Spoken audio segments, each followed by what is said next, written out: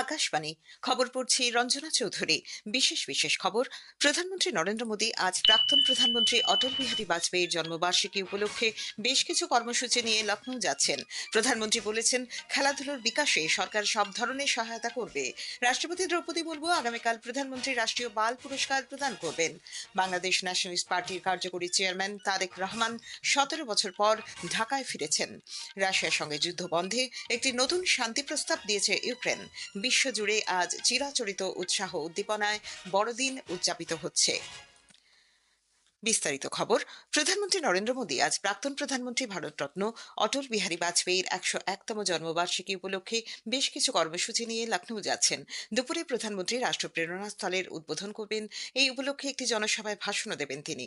স্বাধীন ভারতের প্রখ্যাত ব্যক্তিত্বদের স্মৃতিতে তাদের জীবন ও আদর্শকে সম্মান জানাতেই এই রাষ্ট্র প্রেরণা স্থল নির্মিত হয়েছে। 65 একর এলাকা জুড়ে প্রায় 230 কোটি টাকা ব্যয়ে এটি গড়ে তোলা হয়েছে। রয়েছে ডক্টর শ্যামাপ্রসাদ মুখার্জি, পণ্ডিত দীনদয়াল উপাধ্যায় এবং অটল বিহারী বাজপেয়ীর 65 ফুট উঁচু ব্রোঞ্জের মূর্তি। দেশ গঠন এবং জনজীবনে তাদের গুরুত্বপূর্ণ অবদানকে স্মরণে রেখেই এই উদ্যোগ।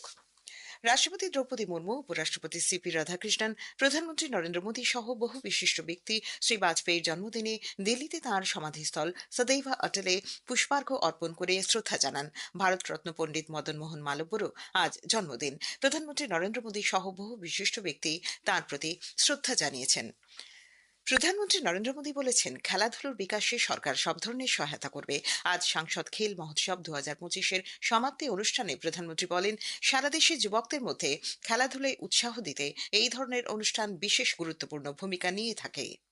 हमारी सरकार देश में हर तरह से खिलाड़ियों की हमारी कोशिश है कि हमारे खिलाड़ियों का पूरा जोश, पूरी ताकत ट्रेनिंग के समय भी और खेलते समय भी, और उनका प्रदर्शन लगातार सुधरता रहे।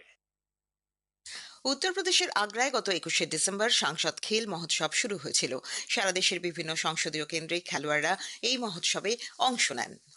রাষ্ট্রপতি দ্রৌপদী মুর্মু আগামীকাল বীর বাল দিবস উপলক্ষে আয়োজিত এক অনুষ্ঠানে প্রধানমন্ত্রী রাষ্ট্রীয় বাল পুরস্কার প্রদান করবেন। কেন্দ্রীয় মহিলা ও শিশু বিকাশ মন্ত্রক সূত্রে জানানো হয়েছে, এবার সারা দেশের 19টি রাজ্য কেন্দ্রশাসিত অঞ্চলে 20 জন শিশুকে এই পুরস্কারের জন্য নির্বাচিত করা হয়েছে।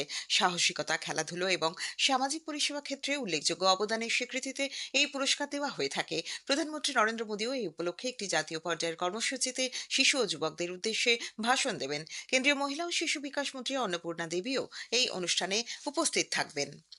দেশে ম্যালেরিয়া আক্রান্তের সংখ্যা 80%-এরও বেশি কমেছে এবং মৃত্যুহার 78% হ্রাস পেয়েছে বলে স্বাস্থ্য পরিবার কল্যাণমন্ত্রী জেপি নাড্ডা জানিয়েছেন। নতুন দিল্লিতে আয়োজিত advancing public health outcomes forum 2025-এ যোগ দিয়ে শ্রী নাড্ডা বলেন, 30,000-এরও বেশি আয়ুষ্মান আরোগ্য মন্দির জাতীয় গুণমান নিশ্চিতকরণ NQAS শংসাপত্র পেয়েছে। সরকার প্রতি 2000 জনসংখ্যার জন্য একটি আয়ুষ্মান আরোগ্য মন্দির স্থাপনের লক্ষ্যমাত্রা নিয়েছে। ভারতে যক্ষ্মা আক্রান্তের সংখ্যাও 21% কমেছে। প্রসবকালীন মৃত্যু হ্রাস এবং সদ্যজাত শিশুর স্বাস্থ্য নিয়েও ভারতের সাফল্যের কোটা তুলে ধরেন তিনি। আয়ুষ্মান ভারত প্রধানমন্ত্রী জন আরোগ্য যোজনার ফলে যা লক্ষ লক্ষ পরিবার উপকৃত হয়েছে বলে শ্রী নাড্ডা উল্লেখ করেন। কর্ণাটকের চিত্রদুর্গ জেলার হিরিউরের কাছে জাতীয় সড়ক 48-এ আজ একটি কন্টেনার ট্রাক একটি বিলাসবহুল স্লিপার বাসকে ধাক্কা দিলে 5 জন নিহত এবং বেশ কয়েকজন আহত হন। কর্ণাটক পুলিশের ইস্ট জোনের ইন্সপেক্টর জেনারেল রবিকান্ত গৌড়া সংবাদ মাধ্যমকে জানিয়েছেন যে দুর্ঘটনাস্থলের কাছে 5টি মৃতদেহ পাওয়া গেছে এবং 3 জন নিখোঁজ রয়েছেন। তিনি জানান, বাসটিতে 32 জন যাত্রী ছিলেন এবং তাদের মধ্যে 25 জনকে হাসপাতালে ভর্তি করা হয়েছে। তিনি আরো বলেন, নিহতদের মধ্যে ট্রাক চালকও রয়েছেন এবং বাসের চালক পালিয়ে গেছেন। প্রাথমিক খবরে জানা গেছে, ট্রাকটি নিয়ন্ত্রণ হারিয়ে ফেলে রাস্তার ডিভাইডারের উল্টো দিকে গিয়ে বাসটিকে ধাক্কা দিলে বাসটিতে আগুন ধরে যায়। বাসটি বেঙ্গালুরু থেকে গোকর্ণ যাচ্ছিল। নিহতদের পরিবারের জন্য 5 লক্ষ টাকা করে ক্ষতিপূরণ ঘোষণা করা হয়েছে। প্রধানমন্ত্রী নরেন্দ্র মোদী 28শে ডিসেম্বর রবিবার আকাশবাণীতে মন কি বাত অনুষ্ঠানে তাঁর চিন্তাভাবনা দেশ বিদেশের মানুষের সঙ্গে ভাগ করে নেবেন। এটি হবে মাসিক এই বেতার অনুষ্ঠানের 129তম পর্ব। বেলা 11টা থেকে আকাশবাণী এবং দূরদর্শনের সবকটি চ্যানেল এবং Akashvani news on AIR website, mobile app, প্রধানমন্ত্রীর দপ্তর, তথ্য ও সম্প্রচার মন্ত্রকের ওয়েবসাইট ও ইউটিউব চ্যানেলেও মন কি বাত সম্প্রচারিত হবে। হিন্দিতে এই অনুষ্ঠান সম্প্রচারিত হবার পরেই আঞ্চলিক ভাষায় এর তর্জমা শোনা যাবে। নিঃশুল্ক নম্বর 1800117800 নম্বরে মেসেজ করে কিংবা মাইগভ বা নমো অ্যাপে মতামত জানানো যাবে। আজকের প্রসঙ্গ অনুষ্ঠানে আজ শুনবেন বিশেষ আলোচনা, প্রধানমন্ত্রী কিষাণ ঊর্জা সুরক্ষা এবং উত্থান মহাভিযান, প্রধানমন্ত্রী কুসুম প্রকল্প, উত্তর 24 পরগনার কৃষি বিজ্ঞান কেন্দ্রের বিষয়বস্তু বিশেষজ্ঞ ডক্টর চিন্ময় মাঝির সঙ্গে কথা বলেছেন দিব্য দে।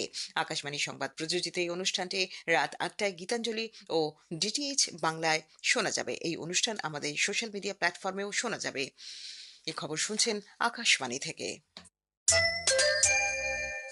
আমাদের সংবাদ শোনা যাচ্ছে ইউটিউব চ্যানেল আকাশবাণী সংবাদ বাংলা, ফেসবুক ও ইনস্টাগ্রাম আকাশবাণী সংবাদ কলকাতা এবং এক্স হ্যান্ডেল এআইআর নিউজ কলকাতায়। বাংলাদেশ ন্যাশনালিস্ট পার্টি বিএনপির কার্যকরী চেয়ারম্যান তারেক রহমান 17 বছর পর ঢাকায় ফিরেছেন। তাকে স্বাগত জানাতে ঢাকা বিমানবন্দর সংলগ্ন সড়কে বহু বিএনপি সমর্থক ও কর্মীরা মিছিল করেন। বিএনপির অন্যতম নেতা সালাউদ্দিন আহমেদ জানিয়েছেন, আজই তারেক রহমান সমর্থকদের উদ্দেশ্যে ভাষণ দেবেন। এছাড়াও বাংলাদেশের ভোটার হিসেবে নিজের নাম নথিভুক্ত করতে প্রয়োজনীয় কাজগুলিও তিনি করবেন। উল্লেখ্য, আগামী বছরের 12 ফেব্রুয়ারি দেশের জাতীয় সংসদের নির্বাচন অনুষ্ঠিত হবে। এরকম এক পরিস্থিতিতে দীর্ঘ সময় পর তারেক রহমানের দেশে ফেরাকে বিভিন্ন মহল বিশেষ তাৎপর্যপূর্ণ বলে অভিহিত করেছে। বাংলাদেশের স্বরাষ্ট্র মন্ত্রকের বিশেষ উপদেষ্টা মোহাম্মদ ইউনূসের বিশেষ সহকারী খুদা বক্স চৌধুরী পদত্যাগ করেছেন। বুধবার রাতে জারি করা এক গেজেট বিজ্ঞপ্তিতে জানানো হয়েছে, তাঁর পদত্যাগপত্র রাষ্ট্রপতি গ্রহণ করেছেন এবং অবিলম্বে কার্যকর করা হয়েছে। প্রধান উপদেষ্টা প্রেস বিভাগ এ খবর নিশ্চিত করেছে, যদিও পদত্যাগের কোনো কারণ জানানো হয়নি। রাশিয়ার সঙ্গে যুদ্ধবন্ধে একটি নতুন শান্তি প্রস্তাব দিয়েছে ইউক্রেন। পূর্ব দানবাস অঞ্চল থেকে রুশ সেনা প্রত্যাহার এবং ওই এলাকাকে আন্তর্জাতিকভাবে পর্যবেক্ষণ করা একটি নিরস্ত্রীকরণ অঞ্চল তৈরির পরিবর্তে ইউক্রেনের প্রেসিডেন্ট ভলোদিমির জেলেনস্কির সেনা প্রত্যাহার করার প্রস্তাব দিয়েছেন। ফ্লোরিডায় আলোচনা চলাকালীন মার্কিন ও ইউক্রেন প্রতিনিধিদের সম্মত 20 দফা পরিকল্পনা সম্পর্কে জেলেনস্কি বলেছেন, খুব শীঘ্র তিনি রাশিয়ার প্রতিক্রিয়া আশা করছেন। এই পরিকল্পনায় দানবাসের শাসন ব্যবস্থা সম্পর্কে কোনো তথ্য এখনো স্পষ্ট নয়। রুশ নিয়ন্ত্রিত জাপোরিজিয়া পারমাণবিক বিদ্যুৎ কেন্দ্রের আশেপাশেও একই ধরনের ব্যবস্থা নেওয়া হতে পারে বলে মনে করা হচ্ছে। ক্রেমলিনের মুখপাত্র দিমিত্রি পেসকভ বলেছেন, মস্কো রুশ প্রেসিডেন্টের বিশেষ দূত কিরিল দিমিত্রিয়েভের কাছ থেকে প্রতিক্রিয়া পাওয়ার পরই তাদের অবস্থান নির্ধারণ করবে। সিরীয় নিরাপত্তা বাহিনী গতকাল দামাস্কাসের উপকণ্ঠে জেনারেল ইন্টেলিজেন্স সার্ভিস এবং মার্কিন নেতৃত্বাধীন আন্তর্জাতিক জোটের এক যৌথ অভিযানে ইসলামিক স্টেট গোষ্ঠীর একজন শীর্ষ নেতাকে গ্রেপ্তার করেছে। দামাস্কাসের গ্রামীণ প্রদেশের অভ্যন্তরীণ নিরাপত্তা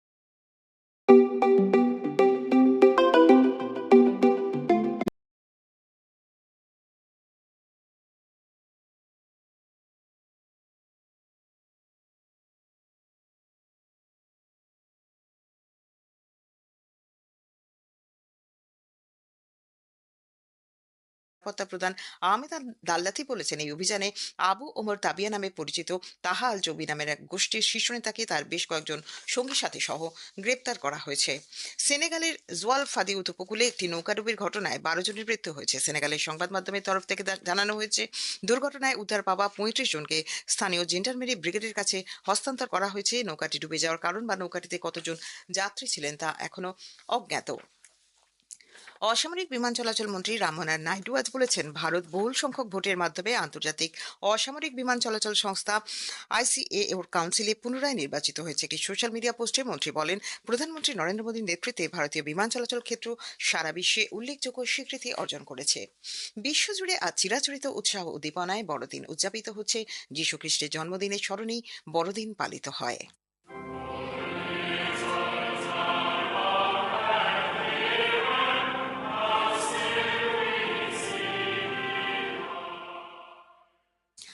গতকাল মধ্যরাতে গির্জায় গির্জায় ঘণ্টার ধ্বনি ও ক্যারলের মধ্য দিয়ে স্মরণ করা হয় প্রভু যীশুকে। খ্রিস্ট ধর্মাবলম্বীরা আজও সকাল থেকেই অংশ নিচ্ছেন বিশেষ প্রার্থনায়।